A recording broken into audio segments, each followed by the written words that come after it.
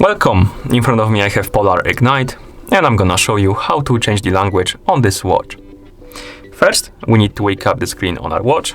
You can do it by pressing the side button.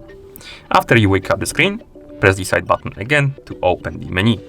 Now, scroll down through the menu, find the settings icon, and tap on it to enter the settings.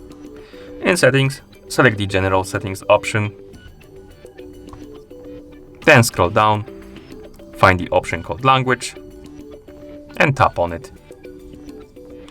Now you should see the list of languages. You can scroll through it by swiping up and down on the screen, find the language you like to use on your watch, and tap on it to select it.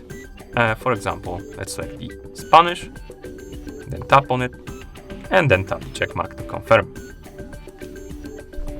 And after a second or two, the language should be applied on your watch, as you can see. Now I'm gonna quickly bring it back to English, like this. Okay. And once you're done changing the language, you can press the side button a couple of times to go back to the home screen.